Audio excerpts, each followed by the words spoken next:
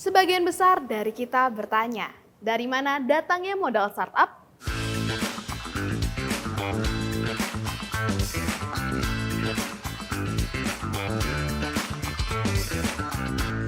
Silicon Valley Bank. Bank ini menjual banyak sekuritas yang kini merugi dan membutuhkan 38 triliun saham untuk menopang neraca keuangannya.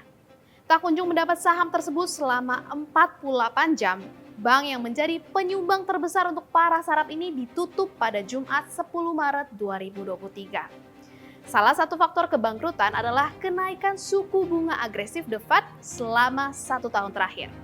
Padahal sebelum runtuh, Silicon Valley Bank termasuk bank terbesar urutan ke-16 di Amerika Serikat. Bank ini tercatat beroperasi di 29 kantor di berbagai negara. Keruntuhan bank pemodal ini dinilai berpengaruh terhadap perusahaan startup global. Seberapa luas dampak dari kebangkrutan ini?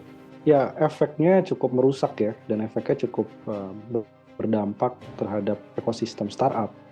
Karena yang namanya SVB Bank itu satu, dia deposito, dan kemudian dua, kredit, pembiayaan, dan tiga adalah sebagai investasi. Mengenal sedikit Silicon Valley Bank.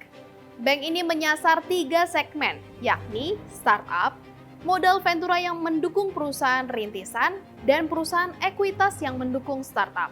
Selama 35 tahun, Silicon Valley Bank telah membantu bisnis tumbuh dan berkembang di seluruh ekonomi inovasi. Bagaimana kebangkrutan ini mempengaruhi pasar pinjaman dan pendanaan startup di dalam negeri? Apakah akan terjadi PHK secara besar-besaran lagi? Nah, dari segi investasi, juga kita melihat bahwa ini akan mengirim sinyal kepada para investor, pelaku pasar untuk lebih berhati-hati terhadap pendanaan di sektor startup karena ternyata resikonya masih cukup tinggi. Dan ini menambah panjang tentunya ya kekhawatiran winter startup yang terjadi sejauh ini. Membahas kronologinya, Silicon Valley Bank disebut mengalami kerugian lebih dari 15 miliar dolar Amerika pada akhir 2022.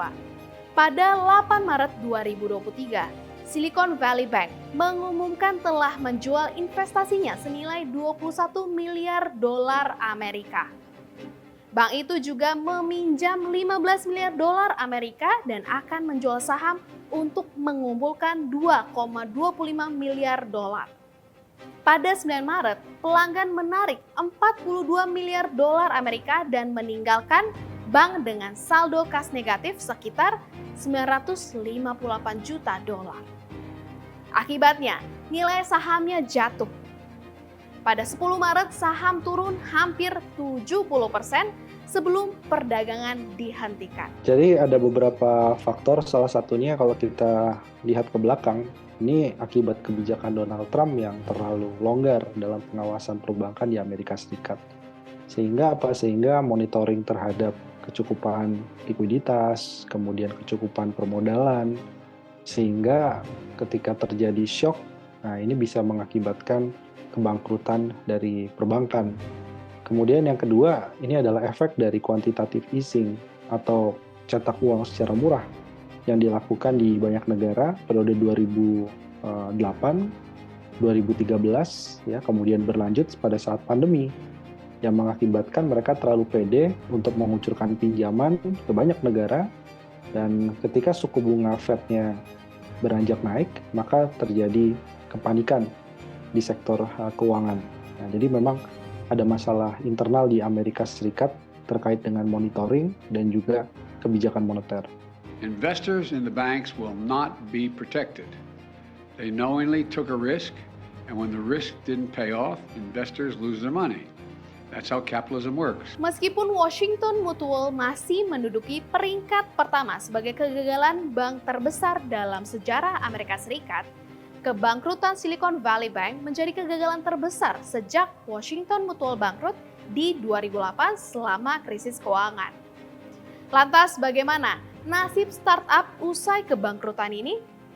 Taruh pendapat kalian di kolom komentar di bawah dan jangan lupa saksikan Ada Apa Hari Ini hanya di YouTube Tempo.co.